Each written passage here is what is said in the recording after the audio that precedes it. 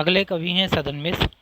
ये बिहार के रहने वाले थे। पोर्ट विलियम कॉलेज में काम करते थे। जिस प्रकार उक्त कॉलेज के अधिकारियों की प्रेरणा से लल्लू लाद ने खड़ी बोली गद्य की पुस्तक तैयार की, उसी प्रकार उन्होंने भी इनका नासिकेतोपाख्यान भी उसी समय लिखा गया था जिस समय प्रेम सागर पर। दोनों की भाषा में बहुत अंतर है। लल्लू लाल के समान इनकी भाषा में ना तो ब्रजभाषा के रूप की वैसी भरमार है और न परंपरागत काव्य भाषा की पदावली का स्थान स्थान पर समावेश। इन्होंने व्यवहारोपयोगी भाषा लिखने का प्रयत्न किया है और जहाँ तक हो सकता है खड़ी बोली का ही व्यवहार किया है, पर इनकी भाषा भी साफ सुथरी नहीं। ब्रजभाषा के कुछ रूप हैं और पूर्वी बोली के शब्द तो स्थान स्थान पर मिलते हैं। फुलन के बिछोने, चहुंदिस, सुनी, सोनन्ह के थंभ आदि प्रयोग ब्रजभाषा के हैं। यहाँ मतारी बरते थे, जड़ाई, बाजने लगा, जौन आदि पूर्वी शब्द हैं।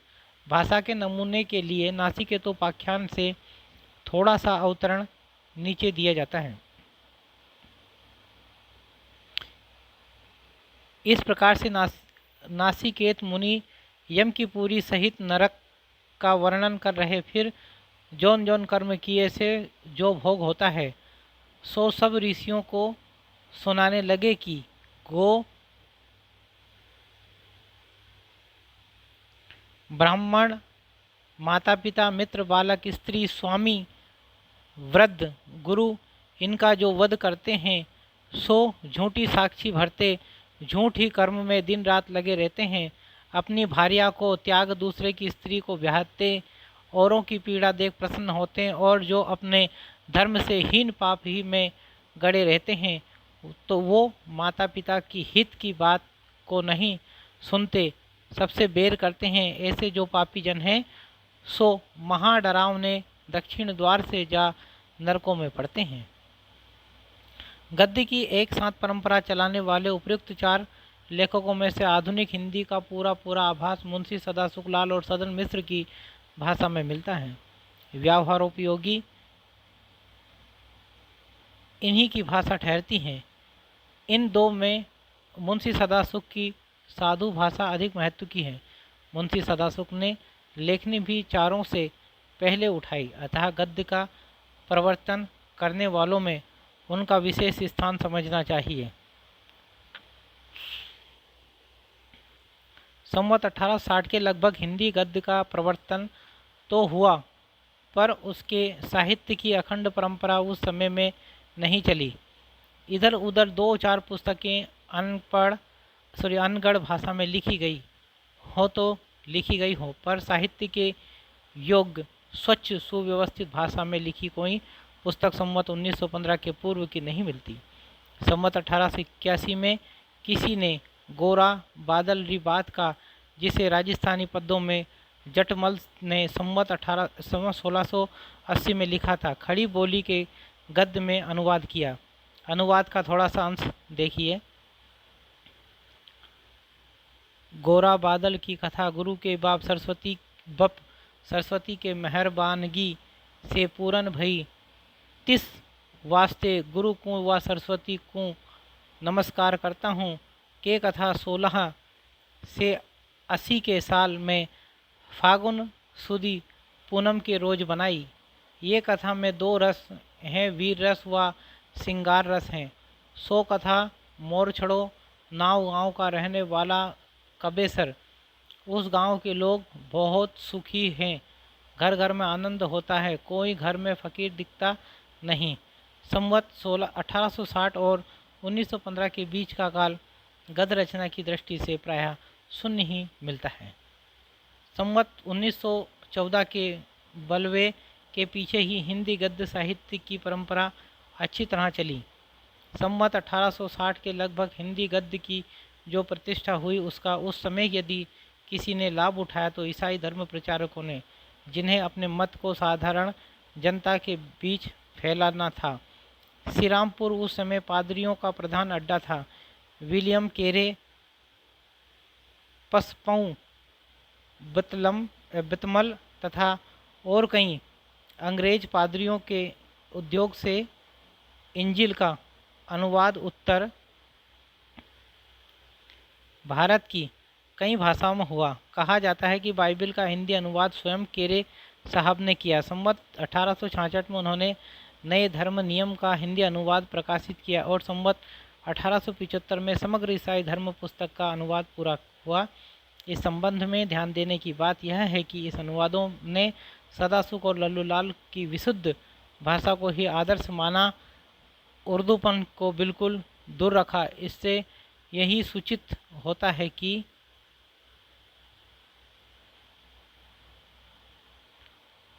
फारसी अरबी मिली भाषा से साधारण हिंदू जनता अपने कथा पुराण कहती सुनती आती थी। उसी भाषा का अवलंब ईसाई उपदेशों को अवश्य दिखाई पड़ा। जिस संस्कृत मिश्रित भाषा का विरोध करना कुछ लोग एक फैशन समझते हैं, उससे साधारण जन समुदाय उर्दू की अपेक्षा कहीं अधिक परिचित रहा है और है। जिन अंग्रेजों को उत्तर भारत में रहकर केवल मुंशियों और खानसामों की ही बोली सुनने का अवसर मिलता है, वे अब भी उर्दू या हिंदुस्तानी को यदि जनसाधारण की भाषा समझा करें तो कोई आश्चर्य नहीं। पर उन पुराने पादरियों ने जिस शिष्ट भाषा में जनसाधारण को धर्म और ज्ञान आदि के उपदेश सुनने सुनाने पाया, उसी को ग्रहण किया। ईसाइयों ने अपनी धर्म पुस्तक के अनुवाद की भाषा में फारसी और अरबी के शब्द जहाँ तक हो सके हैं नहीं लिए हैं और ठेठ ग्रामीण शब्द तक बेधड़क रखे गए हैं। उनकी भाषा सदासुख और लल्लूलाल के ही नमूने पर चली है। उसमें जो कुछ विलक्षणता सी दिखाई पड़ती है वह मूल विदेशी भाषा की वाक्य रचना और शैली के कारण।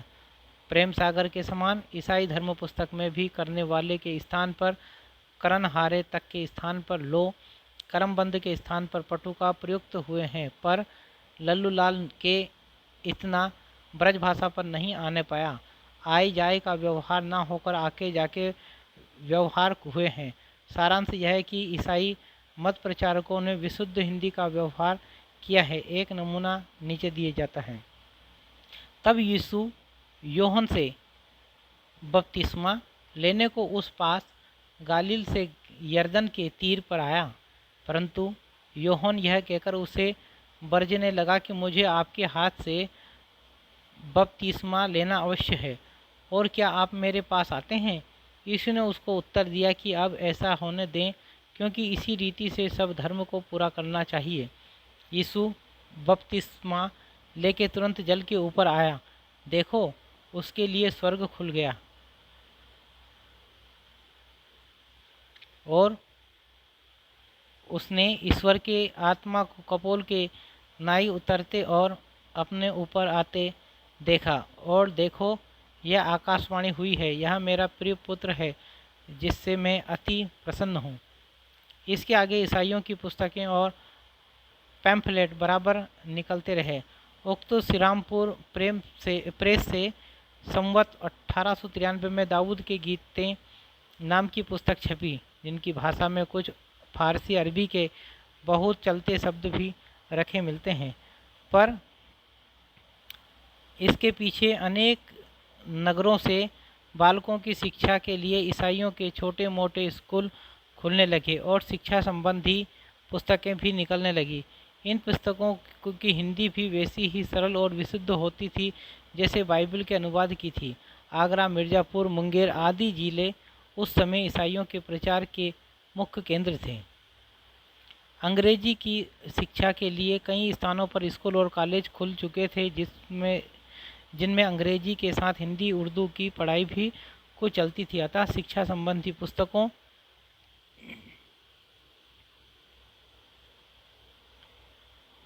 की मांग संवत 1900 से पहले ही पैदा हो गई थी। शिक्षा संबंधी पुस्तकों के प्रकाशन के लिए संवत 1890 के लगभग आगरे में पादरियों की एक स्कूल बुक सोसाइटी स्थापित हुई थी, जिसमें संवत 1894 में इंग्लैंड के एक इतिहास का और संवत 1896 में मार्समैन साहब के प्राचीन इतिहास का अनुवाद कथासार के नाम से प्रकाशित किया। कथासार के लेखक के अनुवादक पंडित रतन लाल थे। इसमें संपादक पादरी मूर साहब जे मूर ने अपने छोटे से अंग्रेजी वक्तव्य में लिखा था कि यदि सर्वसाधारण से इस पुस्तक को प्रोत्साहन मिला तो इसका दूसरा भाग वर्तमान इतिहास भी प्रकाशित किया जाएगा। भाषा इस पुस्तक की विशुद्ध और पंडिताऊ है। को के स्थान पर करो और पाते हैं के स्थान पर पावते हैं आदि प्रयोग बराबर मिलते हैं। भाषा का नमूना यह है।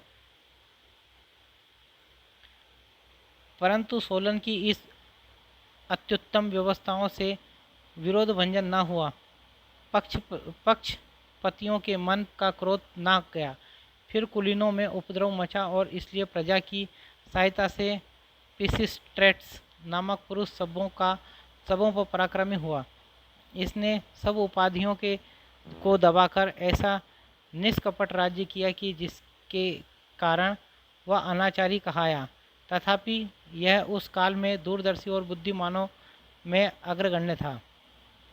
आगरे की उक्त सोसाइटी के लिए संवत 1897 पंडित भट्ट ने भूगोल सार और संवत 1904 में पंडित बद्रीलाल शर्मा ने रसायन प्रकाश लिखा। कलकत्ते में भी ऐसे ही एक स्कूल बुक सोसाइटी थी जिसने पदार्थ विद्यासागर संवत 1903 आदि कई वैज्ञानिक पुस्तकें निकाली थी। इसी प्रकार कुछ रीडरें भी मिशनरियों के छापे खाने से निकली थी, जैसे आजमगढ़ रीडर को इलाहाबाद मिशन प्रेस से संवत 1897 में प्रकाशित हुई थी। बल्वे के कुछ पहले ही मिर्ज़ापुर में ईसाइयों का एक आरफन प्रेस खुला था, जिससे शिक्षा संबंधी कई पुस्तकें शेरिफ साहब के संपादन में निकली थी, जैसे भूचरित्र दर्पण, भूगोल विद्या, मनोरंजन वृत्तांत, जंतु प्रबंध, विद्यासागर, विद्वान संग्रह। ये पुस्तकें 1912 और 1919 के बीच की हैं। तब से मिशन सोसाइटियों के द्वारा बराबर विशुद्ध हिंदी में पुस्तकें और पैम्फलेट आदि छपते आ रहे हैं, जिनमें कुछ खंडन, मंडन, उपदेश और भजन आदि रहा करते थे। भजन रचने वाले कई अच्छे ईसाई कवि हो गए हैं, जिनमें दो एक अंग्रेज भी थे। आसी और जान के भजन देसी ईसाइयों में बहुत प्रचलित हुए और अब तक गाए जाते हैं। सारांश यह है कि हिंदी गद्य के प्रसार में ईसाइयों का बहुत कुछ योग रहा है। शिक्षा संबंधी पुस्तकें तो पहल उन्होंने तैयार की। इस बात के लिए हिंदी प्रेमी उनके सदा कृतज्ञ रहेंगे। कहने की आवश्यकता नहीं कि ईसाइयों के प्रचार कार्य का प्रभाव हिंदुओं की जनसंख्या पर ही पड़ रहा था। अतः हिंदुओं के शिक्षित वर्ग के बीच स्वधर्म रक्षा की आकुलता दिखाई पड़ने लगी। ईसाई उपदेशक हिंदू धर्म की स्थूल और बाहरी बातों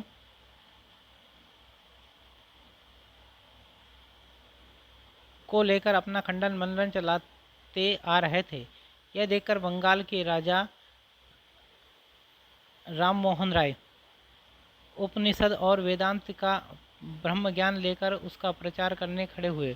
नूतन शिक्षा के प्रभाव से पढ़े लिखे लोगों में से बहुतों के मन में मूर्ति पूजा, तीर्थाटन, जाति पाति, छुआछूत आदि के प्रति अश्रद्धा हो रही थी। अतः राजा राम मोहन राय ने इन बातों को अलग करके शुद्ध ब्रह्मोपासना का प्रवर्तन करने के लिए ब्रह्म समाज की नींव डाली।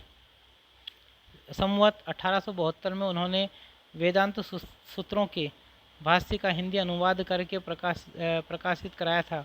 संवत 1886 में उन्होंने बंगदूत नाम का एक संवाद पत्र भी हिंदी में निकाला।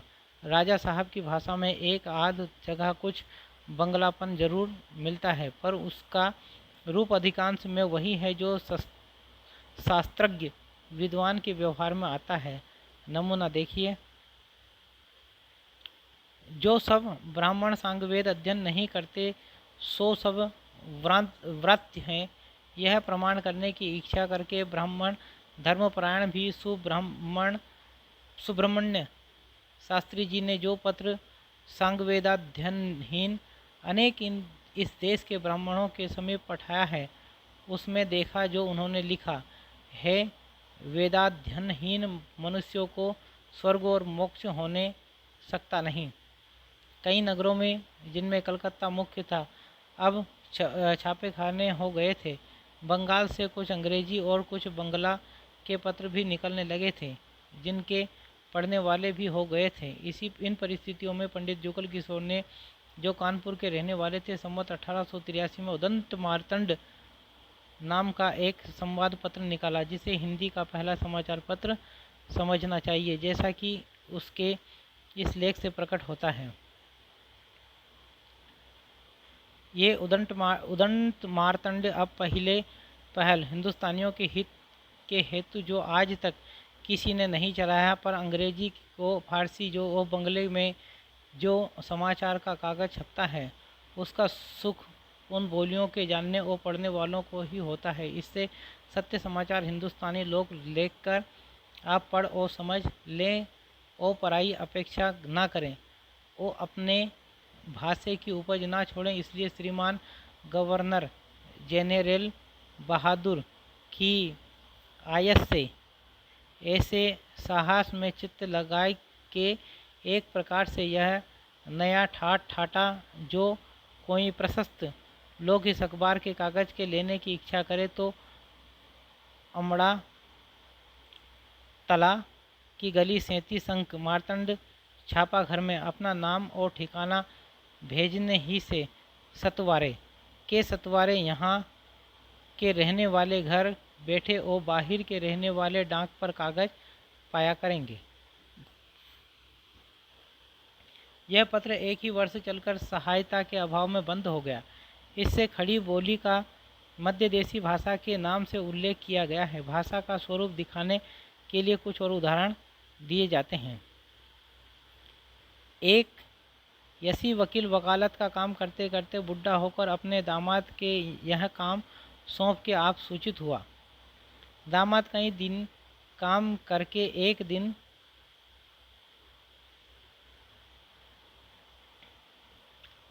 आया और प्रसन्न होकर बोला, है महाराज, आपने जो फलाने का पुराना वो संगीन मुकदमा हमें सौंपा था, सो आज फैसला हुआ। यह सुनकर वकील पछता करके बोला, तुमने सत्यानाश किया।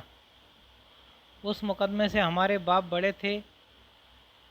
30 पीछे हमारे बाप मरती समय हमें हाथ उठाकर के दे गए और हमने भी उसको बना रखा और अब तक भली भांति अपना दिन कटा और वही मुकदमा आपको सौंपकर समझा था कि तुम भी अपने बेटे पोते परतों तक पलोगे, पर तुम थोड़े से दिन में उसे खो बैठे।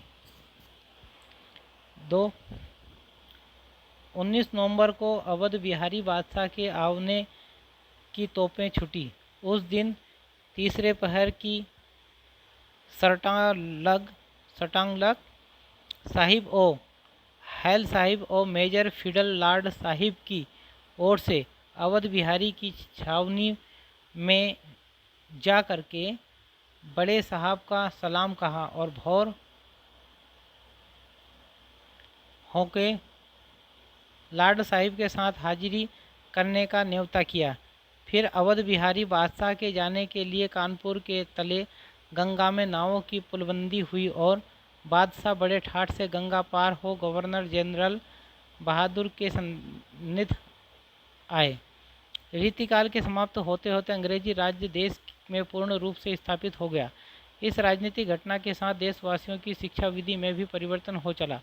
अंग्रेज सरकार ने अंग्रेजी शिक्षा के प्रचार की व्यवस्था की। संवत 1854 में ही ईस्ट इंडिया कंपनी के डायरेक्टर के पास अंग्रेजी की शिक्षा द्वारा भारतवासियों को शिक्षित बनाने का परामर्श भेज गया था, पर उस समय उस पर कुछ न हुआ। पीछे राजा राम मोहन राय प्रभृति कुछ शिक्षित और प्रभावशाली सज्जनों के उद्योग से अंग्रेजी की पढ़ाई के लिए कलकत्ते में हिंदू कॉलेज की स्थापना हुई, जिसमें से लोग अंग्रेजी पढ़कर निकलने और सरकारी नौकरियां पाने लगे। देसी भाषा पढ़कर भी कोई शिक्षित हो सकता है, यह विचार उस समय तक लोगों को ना था। अंग्रेजी के सिवा यदि किसी भाषा पर ध्यान जाता है तो संस्कृत या अरबी पर।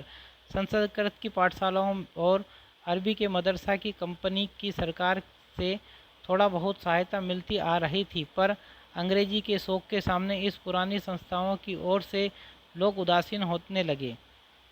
इनको जो सहायता मिलती थी धीरे धीरे वह भी बंद हो गई।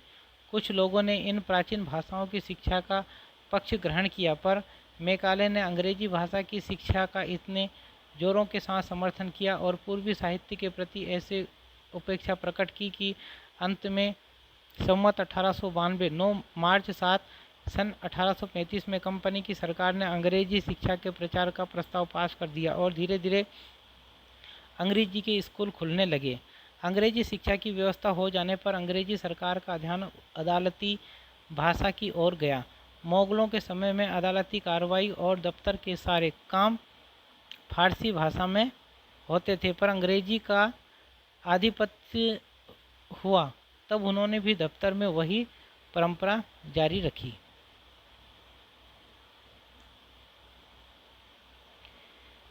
दफ्तरों की भाषा फारसी रहने तो दी गई, पर उस भाषा और लिपि से जनता के अपरिचित रहने के कारण लोगों को जो कठिनाई होती थी उसे कुछ दूर करने के लिए संवत 1860 में एक नया कानून जारी होने पर कंपनी सरकार की ओर से एक आज्ञा निकाली गई। किसी को इस बात का उजूर नहीं होए कि ऊपर के दफ़े का लिखा हुक्म सबसे वाकिफ नहीं है। हरी एक ज़िले के कलेक्टर साहब को लाजिम है कि इस आईने के पावने पर एक केता इश्तहारनामा नीचे की तरह से फारसी व नागरी भाषा को अक्षर में लिखाए के कचहरी में लटका वही अदालतों के जज साहब लोग के कचहरी में भी तमामी आदमी के बूझने के वास्ते लटका वही। अंग्रेजी सन 1803 साल 31 आइन 20 दफ़ा फारसी के अदालती भाषा होने के कारण जनता की कठिनाइयाँ होती थी, उनका अनुभव अधिक होने लगा था। सरकार ने संवत 1893 सन 1836 ईस्वी में इश्तहारनामे निकाले कि अदालती सब काम देश की प्रचलित भाषाओं में हुआ करें। हमारे संयुक्त प्रदेश के सदर बोर्ड की तरफ से जो इश्तहारनामा हिंदी में निकलता था उसकी नकल नीचे दी जाती है। इश्तहारनामा बोर्ड सदर पच्छा के सदर बोर्ड के साहब ने यह ध्यान किया कि कचहरी के सब काम फारसी जबान में लिखा पढ़ा होने से सब लोगों का बहुत हर्ज पड़ता है और बहुत कलप होता है, और जब कोई अपनी अर्जी अपनी भाषा में लिख के सरकार में दाखिल करने पावे तो बड़ी बात होगी, सबको चैन आराम होगा। इसलिए हुक्म दिया गया है कि 1244 की कुवार बदी प्रथम से जिसका जो अमला सदर व बोर्ड में हो सो अपना अपना सवाल अपनी हिंदी की बोलियों में और फारसी के नागरी अक्षरन में लिखें, दाखिल करें और डाक पर भेजें, और सवाल जोन अक्षरन में लिखा है हो तोने अक्षरन में और हिंदी बोली में उस पर हुक्म लिखा जाएगा। मिति 29 जुलाई सन 1836 ईस्वी।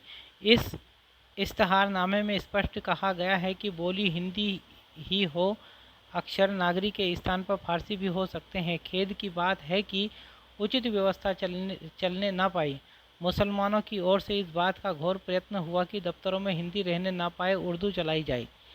उनका चक्र बराबर चलता रहा, यहाँ तक कि एक वर्ष बाद ही अर्थात संवत 1894 सन 1837 ईस्वी में उर्दू हमारे प्रांत की सब दफ्तरों की भाषा कर दी गई। सरकार की कृपा से खड़ी बोली का अरबी फारसी में रूप लिखने पढ़ने की अदालती भाषा होकर सबके सामने आ गया। जीविका और मान मर्यादा की दृष्टि से उर्दू सीखना आवश्यक हो गया।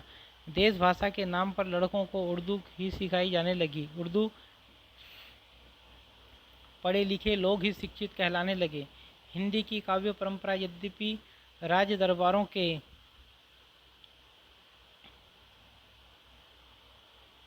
आश्रय में चलती थी, पर उसके पढ़ने वालों की संख्या भी घटती जा रही थी।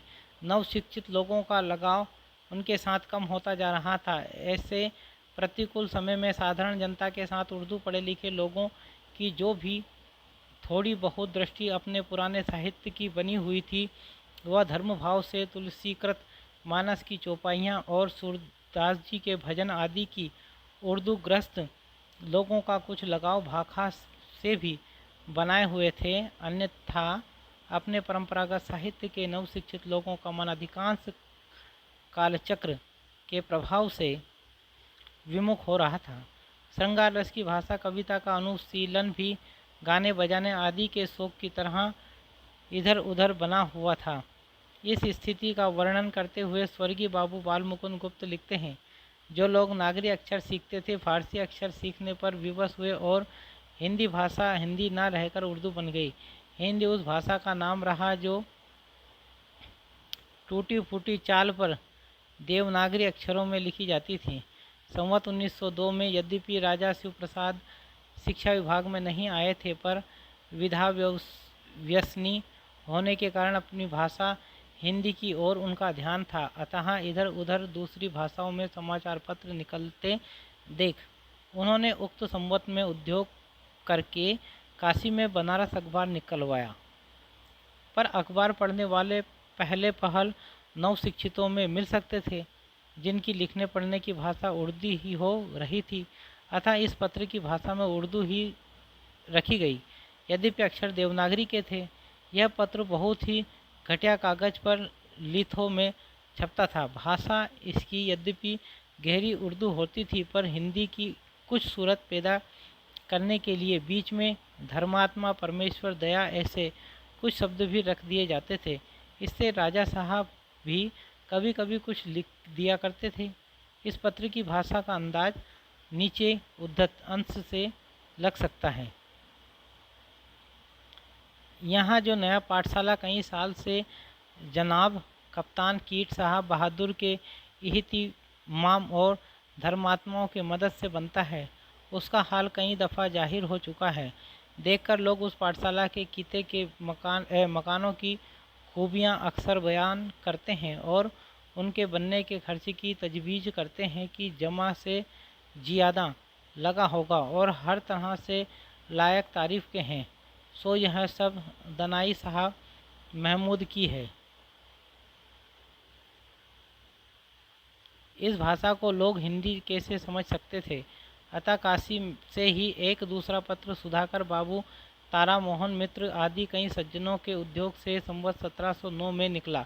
कहते हैं कि काशी के प्रसिद्ध ज्योतिषी सुधाकर जी का नामकरण इसी पत्र के नाम पर हुआ था। जिस समय उनके चाचा के हाथ में डाकिये ने यह पत्र दिया था, उसी समय भीतर से उनके पास सुधाकर जी के उत्पन्न होने की खबर पहुंची थी। इस पत्र की भाषा बहुत कुछ सुधरी हुई थी तथा ठीक हिंदी थी, पर यह पत्र कुछ दिन चला नहीं। इसी समय के लगभग अर्थात 1909 में आगरे की किसी मुंशी सदासुख लाल के प्रबंध और संपादन में बुद्धि प्रकाश निकला, जो कई वर्ष तक चलता रहा।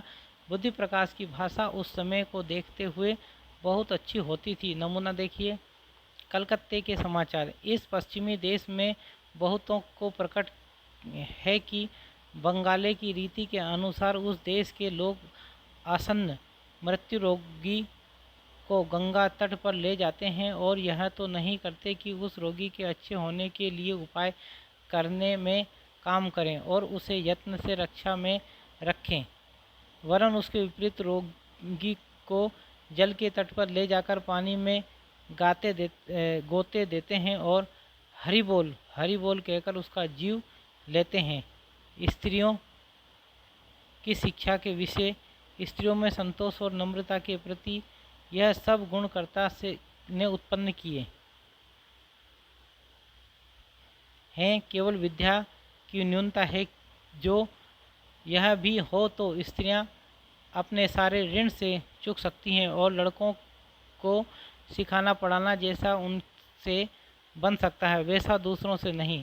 यह काम उन्हीं का है कि शिक्षा के कारण बाल्यावस्था में लड़कों को भूल चूक से बचावें और सरल सरल विद्या उन्हें दिखावें।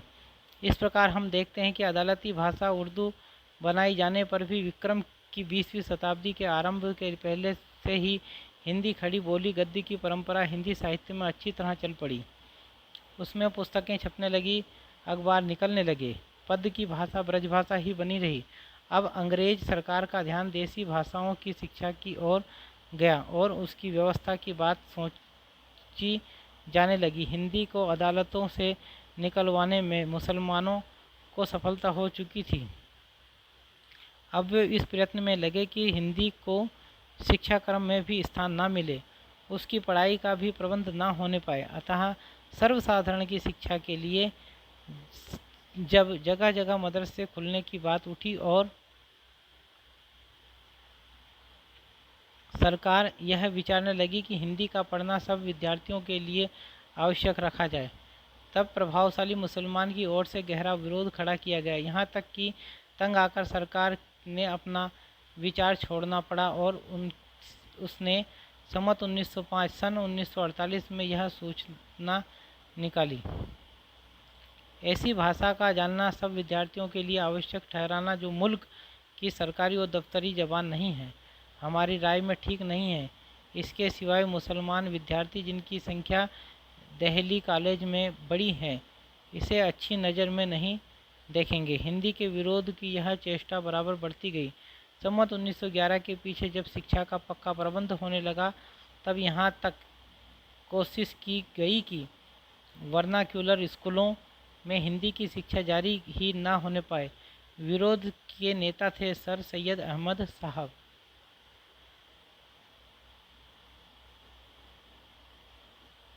जिनका अंग्रेज़ों के बीच बड़ा मान था।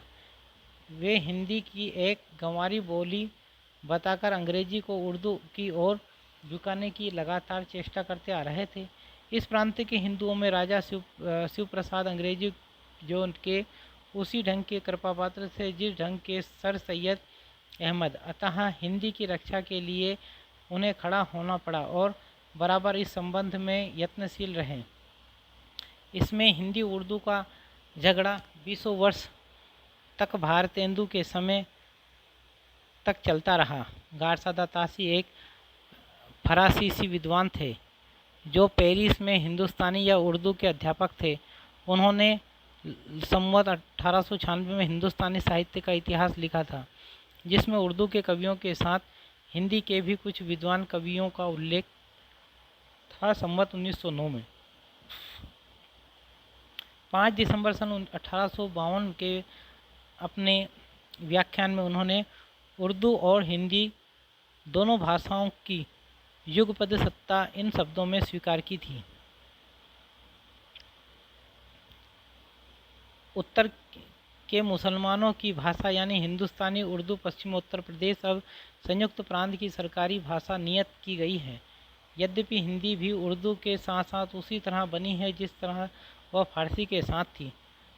बात यह है कि मुसलमान बादशाह सदा के एक हिंदी सेक्रेटरी जो हिंदी नवीस कहलाता था और एक फ़ारसी सेक्रेटरी जिसको फ़ारसी नवीस कहते थे रखा करते थे, जिसमें उनकी आज्ञाएं दोनों भाषाओं में लिखी जाए। इस प्रकार अंग्रेजी सरकार पश्चिमोत्तर प्रदेश में हिंदू जनता के लिए प्रायः सरकारी कानून का नागरी अक्षरों में हिंदी अनुवाद भी उर्दू कानूनी पुस्तकों के साथ देती थे। तासी के व्याख्यानों से पता लगता है कि उर्दू के अदालती भाषा नियत हो जाने पर कुछ दिन सीधी भाषा और नागरी अक्षरों में भी कानूनों और सरकारी आज्ञाओं के हिंदी अनुवाद छपते रहे। जान पड़ता है कि उर्दू के पक्षपाती का जो जोर जब बढ़ा तब उनका छपना एकदम बंद हो गया। जैसा कि अभी कह आए हैं, राजा शिव प्रसाद और भारतेंदु के समय तक हिंदी उर्दू का झगड़ा चलता रहा। गारसादा तासी ने भी फ्रांस में बैठे बैठे इस झगड़े में योग दिया। ये अरबी फारसी के अभ्यासी और हिंदुस्तानी या उर्दू के अध्यापक थे। उस समय के अधिकांश और यूरोपियनों के समान उनका भी मजहबी संस्कार प्रबल था। जहाँ जब हिंदी उर्दू का सवाल उठा तब सर सैयद अहमद जो अंग्रेज़ों से मेल जोल रखने की विद्या में एक ही थे, हिंदी विरोध में और बल लाने के लिए मजहबी नुस्खा भी काम में लाए। अंग्रेज़ों को सुझाया गया कि हिंदी हिंदुओं की ज़बान है तो बुत परस्त हैं और उर्दू मुसलमानों की, जिसके साथ अंग्रेज़ों का मजहबी रिश्ता है, दोनों सामी या पैगंबरी मत के मानने वाले हैं। जिस गारसादा तासी ने संवत 1909 के आसपास हिंदी और उर्दू दोनों का रहना आवश्यक समझा था, कभी कहा था कि यद्यपि ये खुद उर्दू का बड़ा भारी पक्षपाती हूँ मैं खुद उर्दू का बड़ा भारी पक्षपाती हूँ, लेकिन मेरे विचार में हिंदी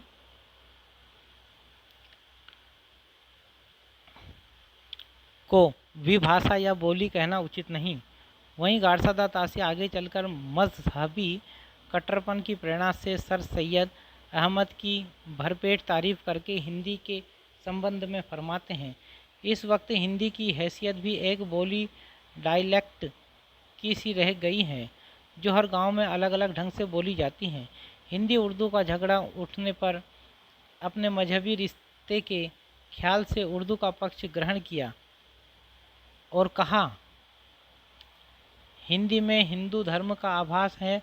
वह हिंदू धर्म जिसके मूल में बुत परस्ती और उसके आनुषंगिक विधान हैं। इसके विपरीत उर्दू में इस्लामी संस्कृत और आचार व्यवहार का संचय है।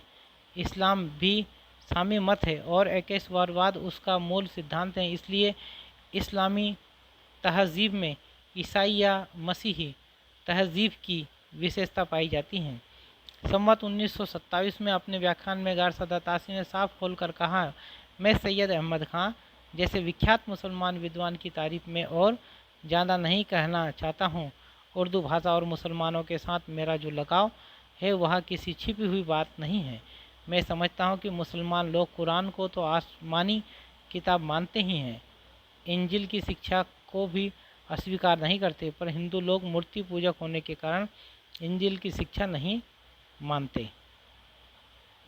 परंपरा से चली आती हुई देश की भाषा का विरोध और उर्दू का समर्थन कैसे कैसे भावों की प्रेरणा से किया जाता रहा है, यह दिखाने के लिए इतना बहुत है। विरोध प्रबल होते हुए भी जैसे देश भर में प्रचलित अक्षरों और वर्णमाला को छोड़कर असंभव था, वैसे ही परंपरा से चले आए हुए हिंदी साहित्य को भी, अतः अदालती भाषा उर्दू होते हुए भी शिक्षा अभियान में देश की असली भाषा हिंदी को भी स्थान देना ही पड़ा। काव्य साहित्य जो प्रचुर परिणाम में भरा पड़ा था, अतः जिस रूप में वह था उसी रूप में उसे लेना ही पड़ा। गद्य की भाषा को लेकर खींचतान आरंभ हुई। इसी खींचतान के समय में राजा लक्ष्मण और राजा शिवप्रसाद मैदान में आए।